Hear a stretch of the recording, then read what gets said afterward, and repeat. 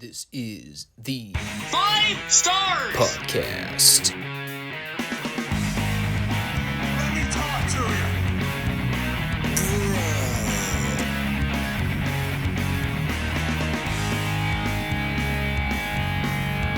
This is such good shit.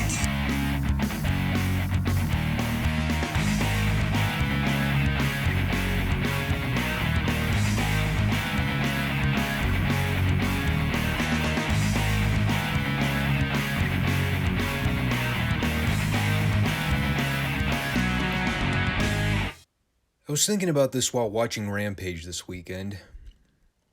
And by that, I mean doing everything except paying attention to what was going on.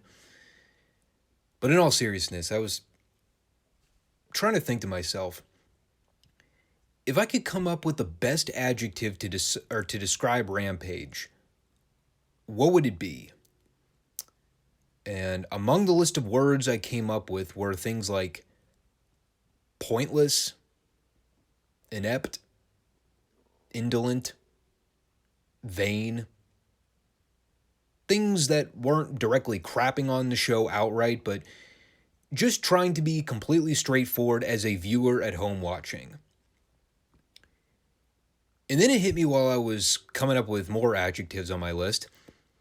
I have a drop here that perfectly encapsulates everything about AEW Rampage. You ready for it? Here it is.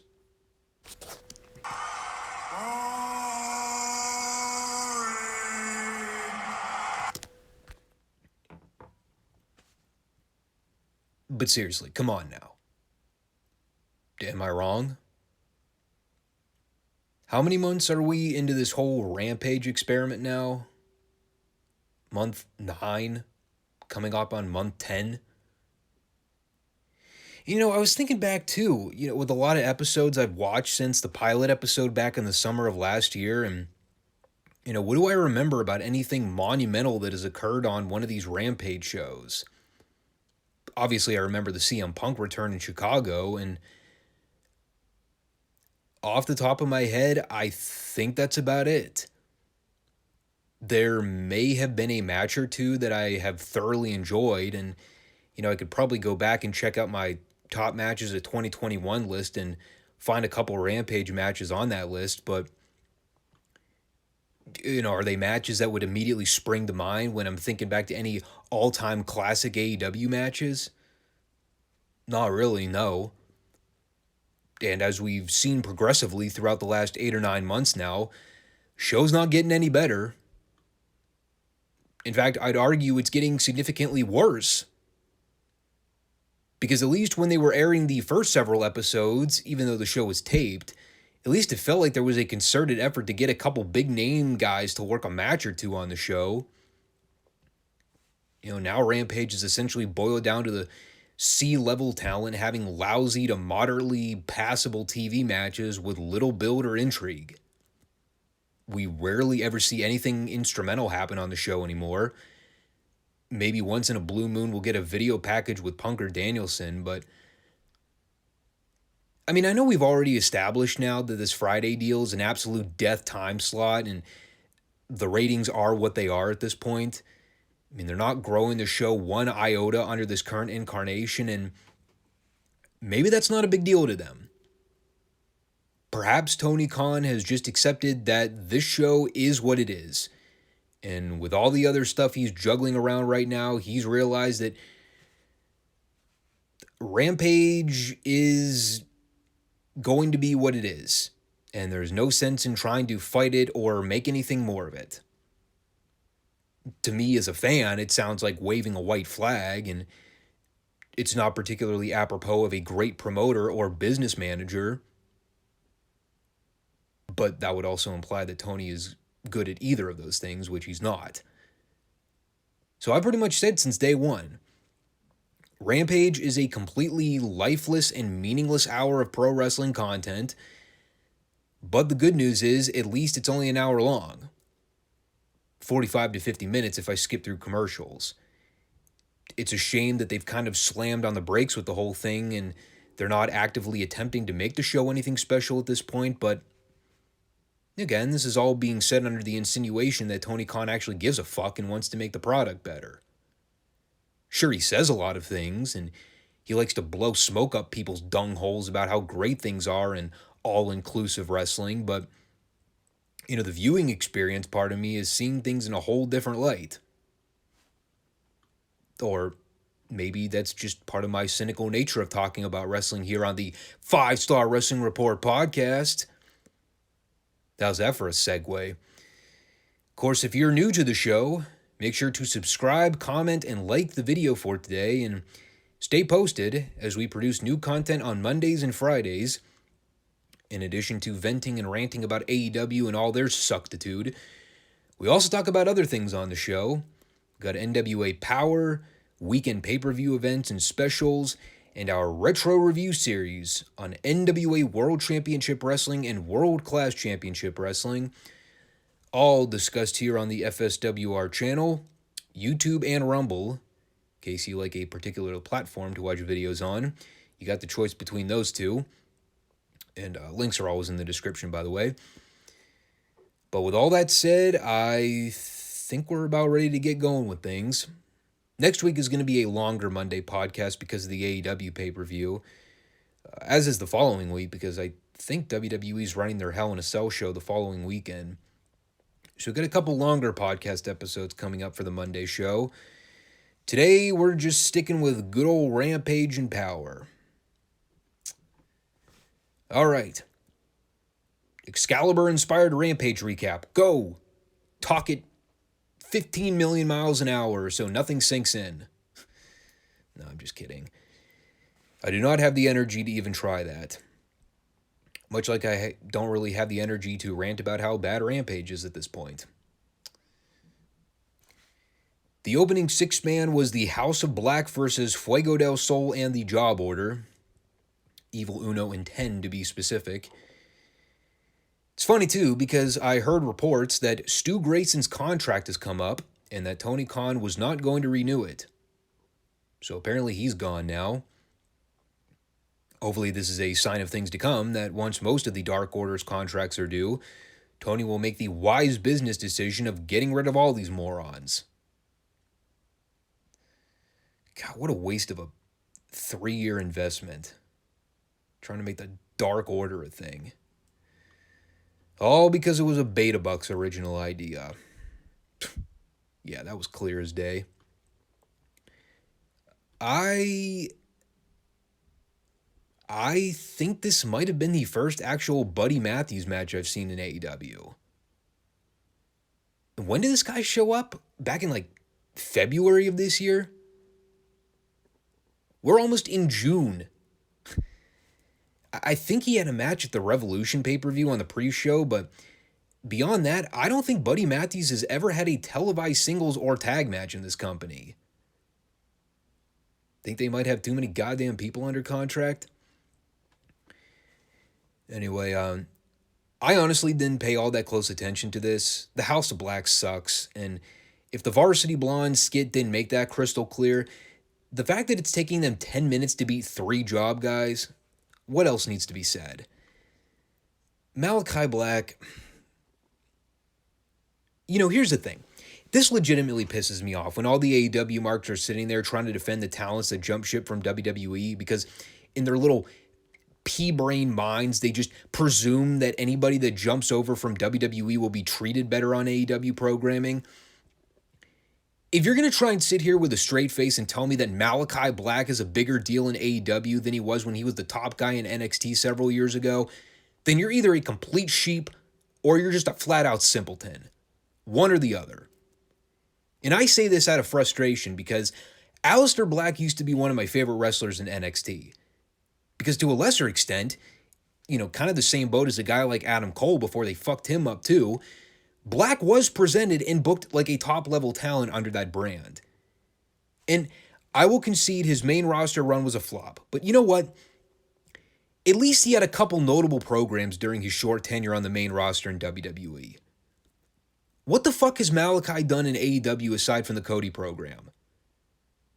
A bunch of meaningless six-man and spooky Bray Wyatt-inspired promo skits and randomly appearing and disappearing during blackouts. Come on, man. Seriously. Let's try to be somewhat rational about this. You know, when Aleister Black was in NXT and he was smashing dudes and winning matches and being stoic and ominous, that was the kind of character I wanted him to be in AEW. Not this watered down, lesser impressive version of Edge's Judgment Day faction in WWE, which is 1,000 times better than whatever in the hell this House of Black garbage is. And trust me, if you watch my Backlash review, the Judgment Day thing didn't necessarily get a lot of high praise from me. I don't know what's going to happen when they wrestle Death Triangle at the pay-per-view. Hopefully it's on the buy-in so I don't even have to bother watching it.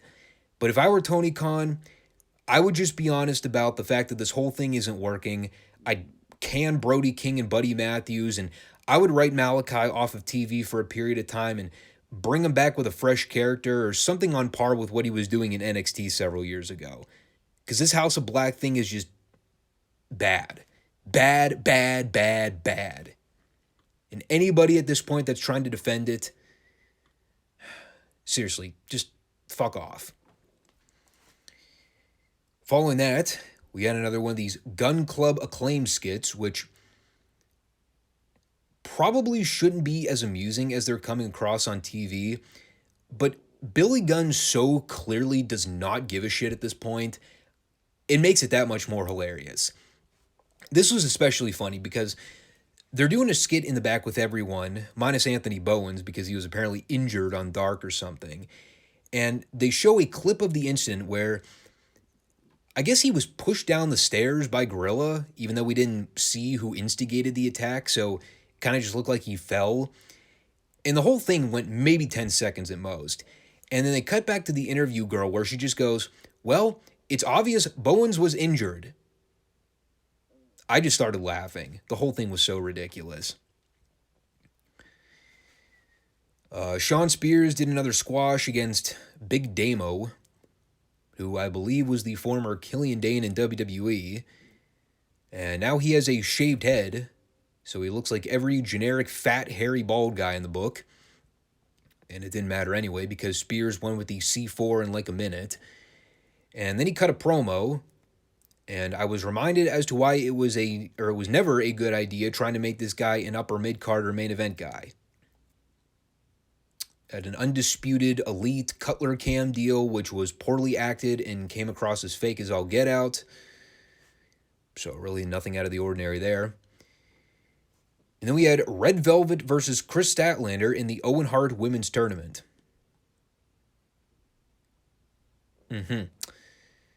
Oh, and Ruby Riott was randomly on commentary because, again, this is Tony's go-to lazy booking strategy to build up feuds. Just stick one of the wrestlers on commentary to sit there and usually not talk at all. Here's pretty much everything I wrote down about this match. Chris Statlander is very strong and now has blue hair. Red Velvet is very red. Yet I think the best color I can describe this match as is green. You're welcome. Oh, by the way, going back to that girls segment, we had approximately 6 girls involved there by the end doing the brawling session, including the arrest of Jade Cargill's baddie section and Ruby. There was not a single girl involved that had normal color hair. Ladies, there are 3 tolerable hair colors that normal men find attractive: brown, blonde, or natural red. Pick one. They did another one of those Men of the Year, Sammy Guevara and Ty Conti skits that, well, first of all, they're never any good, so why they feel the need to keep doing them, I couldn't tell you. The heel verbiage was unmemorable. I wrote nothing down, except for my snide remark at Scorpio when he said, "I didn't come out here to talk." And I responded with, "Well, good, because you were never that good at it to begin with." And then Sammy and Ty popped up on the screen in the parking lot with sledgehammers and proceeded to destroy one of the fake TNT belts. Okay, so a couple questions. One, what is it with Sammy and Ty and sledgehammers? Is that another insider thing that I'm completely missing? Or are they just out of ideas after the car smashing angle incident a few weeks back when they did something very similar to this? Two, was this supposed to be a heat angle? Because I'm pretty sure Conti and Sammy are the baby faces in this feud. And meanwhile, they are actively destroying AEW-owned property, which, well, certainly if I were Tony Khan, I'd be fining these motherfuckers till bankruptcy for what they just did. And three, am I crazy, or did it look like they did virtually no damage to the belt at all? I mean, they missed hitting the thing several times over because, the sledgehammer probably weighs more than both of them combined, but I mean, it didn't even look like they put a dent in the damn thing. Probably why the camera didn't even bother zooming in on it. And, I mean, there were a whole other cast of problems here, which I'm not even going to bother getting into, but let the record show the crowd was dead silent for this thing. I mean, I'll call AEW fans to task where it's needed, but the general consensus I've gotten from a lot of people is that this is one of the lamest programs they've done in AEW this year. It baffles me to no end that they've got 1,000 people under contract right now, and this is what they're doing with one of their second-tier championships. A hot potato program between two guys where no one can even decipher who the good guys are, the bad guys are, because they're all completely unlikable douchebags. Swear to God, if Tony gets nominated for Booker of the Year again, I just might throttle somebody. We did have another classic installment of Excalibur firing off about 100,000 matches in the course of 30 seconds. It was funnier the first time I saw it. All I know is that there were about 50 to 60 graphics that flew by my screen in like 3-second increments. I remember virtually nothing. If the acronym TLDR stands for Too Long Didn't Read, I think I'm going to coin this one TMSDP. Too much shit, didn't process. In our main event of the show, holy shit, I almost peed myself when I saw this. We got a Bryan Danielson match. Hot damn, maybe the show wasn't a complete waste of an hour. And of course, he's teaming with the plumber again. Like I said on the last podcast, a fall from grace for Mr. Danielson in AEW. What could have been? And now he's reduced to this. So him and Mox teamed up to wrestle Dante Martin and Matt Sydal, who are apparently a team again from out of the blue, even though I thought they broke up. And by the way, can we establish this now? Is the group called the Blackpool Fight Club or the Blackpool Combat Club? Because I hear both of them being used interchangeably, and I'm still not sure which is the accurate team name. And once you get past the lack of ring psychology to anything that happened in this match, and the fact that it went way too long, and the fact that it was more competitive than it should have been, given the experience level of both teams, it was a decent main event. That's what we call vacuum absorption in the business, ladies and gentlemen. Just watching something and turning your brain off, because if you try and overthink it, you'll drive yourself mad. Kind of like watching a Beta Bucks match. I am completely sold on the fact now that Dante Martin will always be a guy that can do a bunch of amazingly athletic stuff. And when it comes to anything else as it pertains to being an overall package, he's never going to get it. And yeah, it's pretty much my thoughts about the match. Mox and Danielson won with the usual deal at the end where they're both trapping guys in submissions, even though the ref should be technically calling for a DQ for the illegal guy being in the ring. But, that would imply that the refs in this company are good at their jobs and know how to properly officiate, or that they have agents that can put together competent matches. And then the finish to the show saw the JAS get into a brawl with the rest of the Combat Club and Kingston, Santana, and Ortiz. So there were like 50 guys out there doing stuff. And I kind of zoned out. And they all lived happily ever after. So, there's your slightly less underwhelming recap of Rampage. At least we can try to have fun with it, right? It's an hour long, so I can wake up on Saturday morning, watch the show on replay. I realize I'm not going to get much of anything out of it, but hey, at least I can enjoy my morning coffee.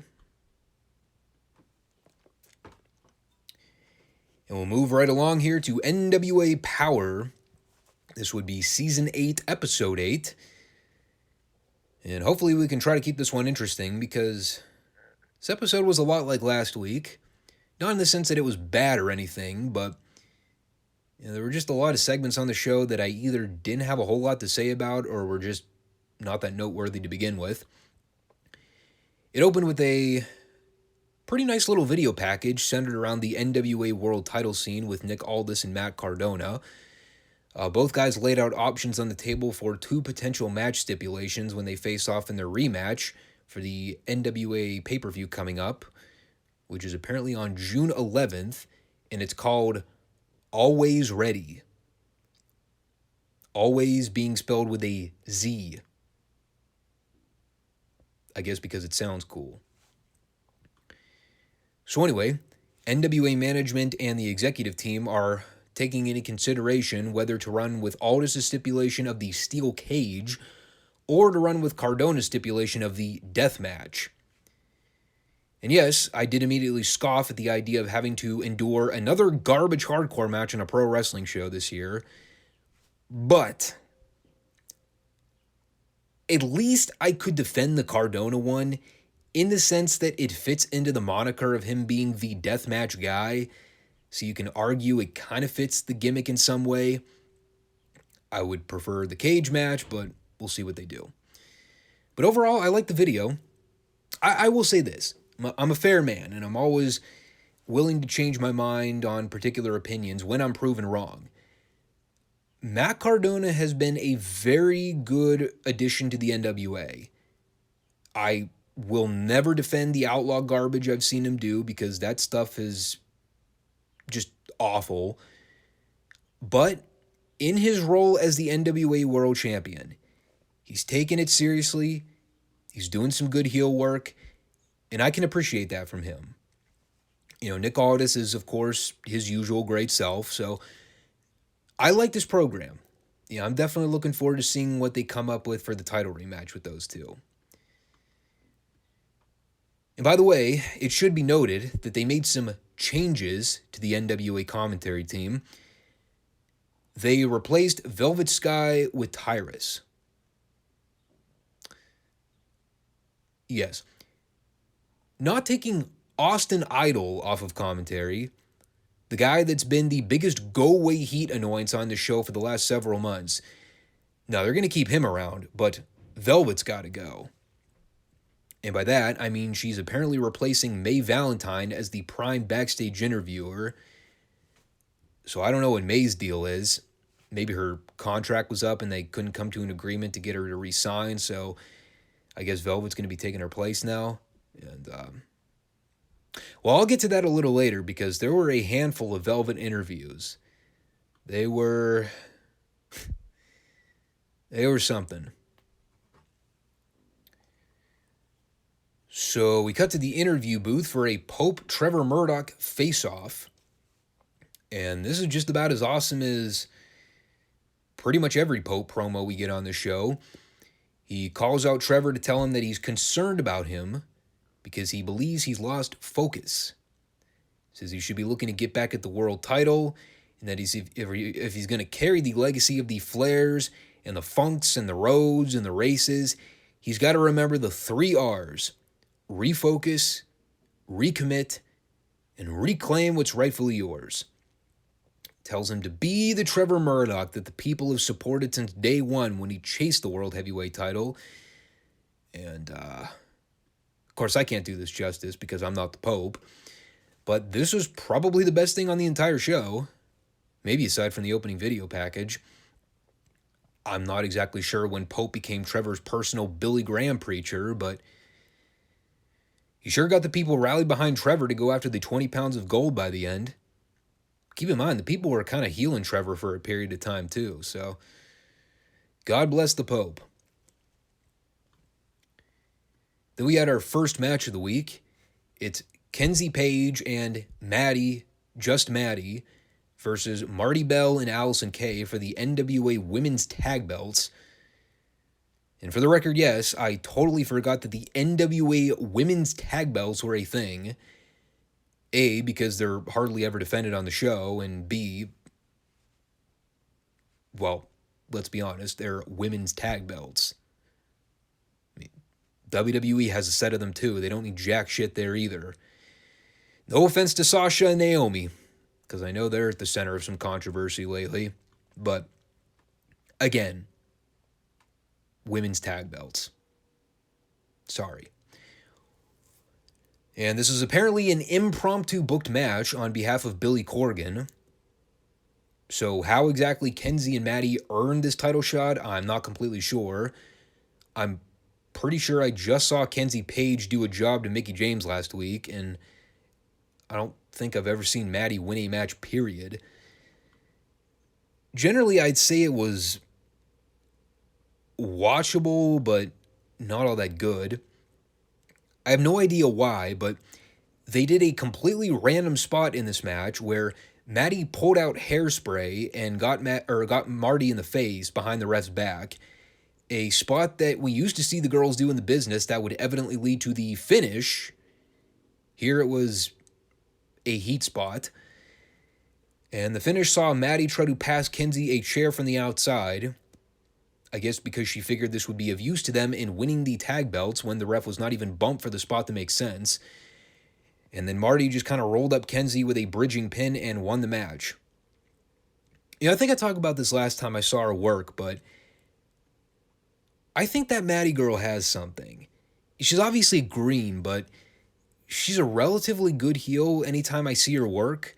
She's got decent size to her where I could take her seriously, and this is probably someone that AEW would want to take a look at sometime in the next couple years because, we're always talking about how god-awful their women's division is, and trust me, it's pretty fucking atrocious.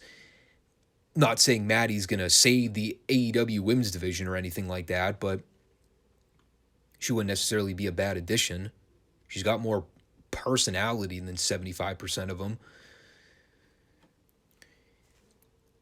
Then we had a Taryn Terrell interview. She screeched, and I fast-forwarded.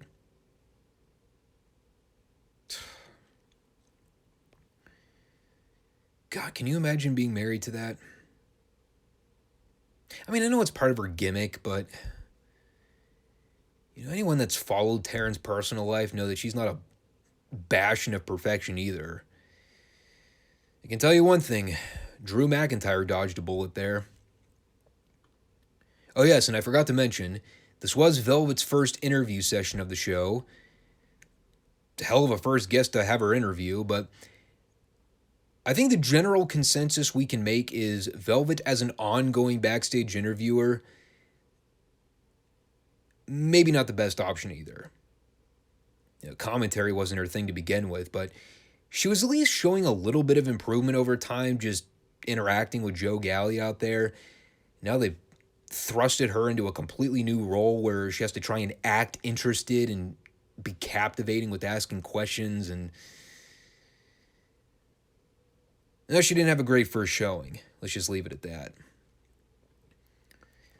Colby Carino had a squash with some guy named AJ Kazana, who had a decent old-school job guy look. Visually, it kind of looks silly. Especially when the guy doing the job is strikingly bulkier than the guy they're putting over. I've talked about Colby a little bit before, though. With the stuff I've seen him do in the NWA, he's very impressive. The Austin Aries look-alike jokes won't ever not be funny, but, once you get past that, he's another guy with a lot of potential. I think he's only like 24 or 25 years old too. So if he sticks the course with the business and doesn't do anything stupid and reckless, I could see him going a long way. I don't think WWE would ever be a great fit for him because of the size thing, but he's someone I could see AEW giving a look at in the next couple years. They would screw him up, evidently, but hey, at least he get a bigger platform to work on. You know, he's, like I said, he can work. He's got a nice smash mouth style, got good facials, and the promo stuff I've seen from him isn't that bad either. Had a fun little promo here with Dem Boys. It was Mark and Jay Briscoe basically staking their claim at La Rebellion that they got lucky, and next time they get their tag title shot, they won't get so lucky. I did laugh at one point in this promo, and of course this is kind of the charm to the Briscoes promo segments, especially Mark. Because he's so wacky and so Mark Briscoe, he has a line in here where he's telling La Rebellion to give the tag belts goodnight kisses and hug them real tight, because it ain't going to be long before they get their hands on them. Kyle puts the mic to Jay, who just kind of looked completely baffled at his goofball brother and just goes, yeah, pretty much it. These guys. Like I said before, man, they were never my favorite tag team in the world, but the more I watch them, the more I see why Cornette loved working with these guys. It's a shame that they'll probably never be given the opportunity to work on a bigger platform like AEW just because of all the controversy surrounding Jay and tweets that happened like 10 fucking years ago, but you know, that's hashtag cancel culture for you. If y'all think it's a conspiracy theory at this point, case in point, the Briscoe brothers not being given a fair shake at redemption after having apologized for the tweets and actually sounding genuine about it. Then we had Rush Friedman, Alex Taylor, and Jeremiah Plunkett versus Jack Stain in the End versus Black G's, Jordan Clearwater, and Marshe Rocket in a completely random 6-man Team War elimination style tag match. Sure, why not?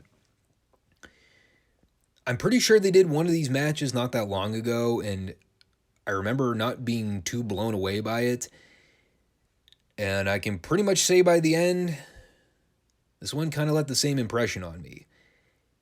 It's not saying that the action was bad necessarily. The rules, I don't think, were ever thoroughly explained right. Like, there's a point where Jack Stain gets thrown over the top rope, and they just randomly announce that he's eliminated without ever really establishing that the match was over the top rope rules to begin with. I just presumed it was pinfall submission only. And beyond that, they all did a bunch of spots for a while. Some of it looked okay, some of it looked kind of clunky. Again, it's par for the course with multi-man matches in wrestling to begin with. You know, it's the problem of people being out of place a lot of the time, just getting in each other's way and not executing things well.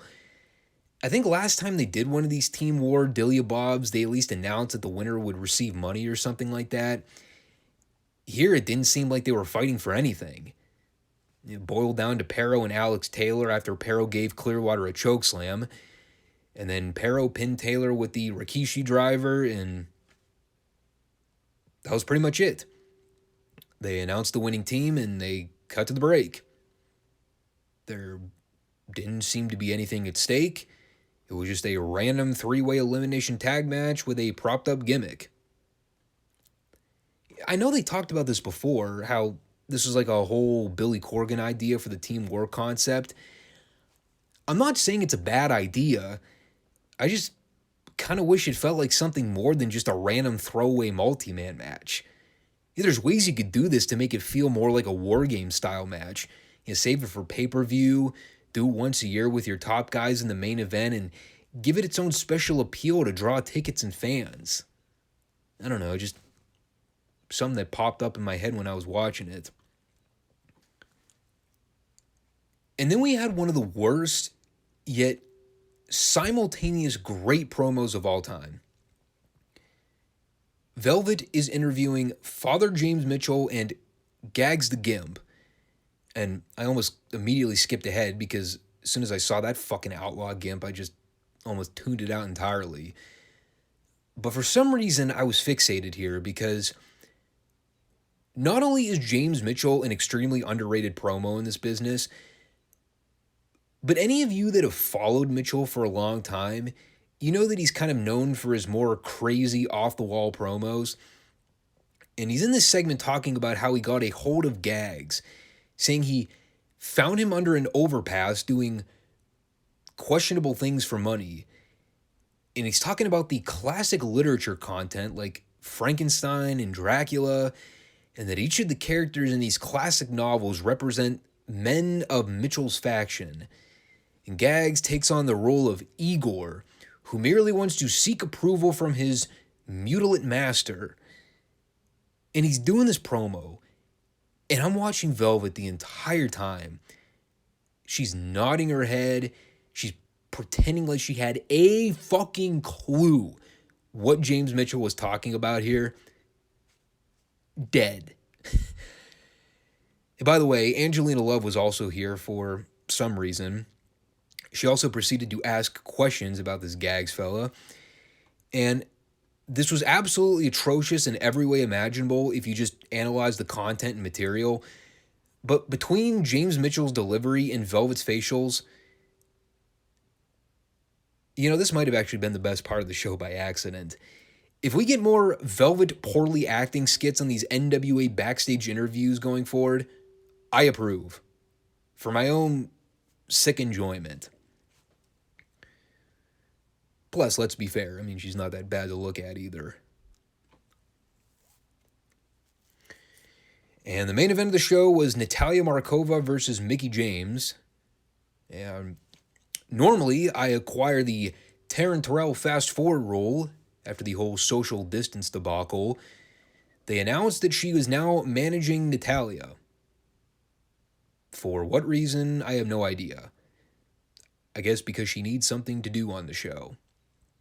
She was slightly less obnoxious than usual. However, I wanted to give this match a chance because Mickie was wrestling, so I wanted to check it out and see if it would be any good. It was all right. Of course, probably my biggest pet peeve in matches in 2022 is wrestlers breaking out the RKO at completely random points for no reason. Natalya did this to Mickie like 2 minutes into the match, and it led to more spots. Most of everything else they did was okay. Mickie's stuff usually looks good. For half the match, I was checking the YouTube live chat for this because I always catch the show when it streams on Friday night on YouTube. Everyone seemed to be more focused on coming up with Soviet Union names for Natalya's moves, which I did kind of find funny. I like the Putin punch. That one popped me. I also laughed at the part at the end where Mickie got Natalya into a split position after she countered a move, and Tyrus, ever the opportunist to jump at one-liners, goes, "I would have tapped." And pretty soon after that, Mickie hit a kind of sloppy-looking rope-assisted tornado DDT and pinned her. So, great job, Taryn, jumping on the Natalya Markova train. And that was kind of the end of the show right there. Again, the show was not too remarkable, but there were still some things to talk about and have fun with. I think they said next week is when they're going to be airing the tapings for the Oak Grove show, so we can at least look forward to that. I'll say this before we wrap up with the show because this is already a relatively shorter podcast than usual. I know the NWA product right now doesn't get a whole lot of mainstream recognition, especially from the dirt sheets and main wrestling media outlets. I understand it's mostly a niche product, kind of like AEW is, but on a much smaller scale. I say it all the time, though. The show's not perfect. I have my fair share of complaints and issues with it, and I would admit that the show had a lot more steam and momentum behind it during the relaunch in 2019. I think COVID had a lot to do with taking the piss out of the momentum they had. But, the other thing, too, is the talent pool is just not as strong as it was a few years ago. Yeah, they still got great talents there like Nick Aldis and the Pope and Trevor. Even the newer emergences of guys like Matt Cardona have been relatively good. Camille's made a lot of progress in the last couple years as the top women's champion. Yeah, but them losing guys like Ricky Starks and Eli Drake and even guys like James Storm, it's hit the show pretty hard, especially in the promo department. It's kind of one of those things that the old school fans always talked about with the product and how it was nice to see grown men on a wrestling show again. Guys that look like adults, guys that talk like adults, and work the NWA style that we all grew up watching and loving as kids. This show could really use a boost of something. They've lost a lot of the initial nostalgia, and while the shows aren't abysmally bad like Dynamite and Rampage are from week to week, the fact kind of still remains that the buzz for the NWA is pretty much non-existent. I don't know if they just need a bigger platform to work with, and maybe that's where AEW would be able to step up and do business with them in some kind of co-op pay-per-view down the road, kind of like what they're doing with the New Japan show in June. But I'm really holding out hope that they have something bigger in store for 2022 onward, because I really like a lot of the guys, and to a lesser extent the girls that are working on these shows. I just wish they had a bigger stage to get themselves over to a wider audience. It's been a circulating topic lately with the whole Ric Flair story of him returning to the ring. And I guess they're going to be running some kind of Jim Crockett promotion event to build up to that Flair return. The NWA kind of fits into that mold there. If I were Billy Corgan, I would be in negotiation with the people running that event in July to see if the NWA can get some of its talent roster on that card. You think about the drawing ability they could get with promoting the big Ric Flair main event. Whatever he's going to do, that's kind of up in the air right now, but maybe you get a guy like Nick Aldis on that show to work a match, Matt Cardona having a world title defense with someone like Trevor Murdoch or the Pope. There's a laundry list of possibilities there, but as a promoter, this would be something that I would be champing at the bit to get involved with if I were Billy Corgan. The NWA in its current incarnation is fine as an under-the-radar wrestling show, but I think the Ric Flair story gives his company an opportunity to really get back at the forefront of wrestling discussion. AEW and WWE have gotten most of the publicity in 2022, and NWA is just kind of hanging in the periphery with not a whole lot of direction. So again, something to take into consideration. Corgan's always talking about having big ideas in store. Well, this could be one of them. Anyway, putting things to closure, that'll do it for this episode. Thanks for stopping in all, and make sure to tune back to the 5 Starr Wrestling Report podcast each week for new material. Subscribe, like the show, and comment down below. We'll be back on Friday for the usual Dynamite and Retro Series rundown. And again, next weekend, it's going to be a more packed show because of AEW Double or Nothing. So that'll be a longer Monday podcast than normal. We'll figure out what we want to do with Rampage. I might just leave that off entirely because by that point it'll be old news. So unless there's something that goes down on Rampage that doesn't tie into the pay-per-view, I might briefly gloss over it, but we'll see. Until Friday, thanks for watching and take care, everyone. Peace out.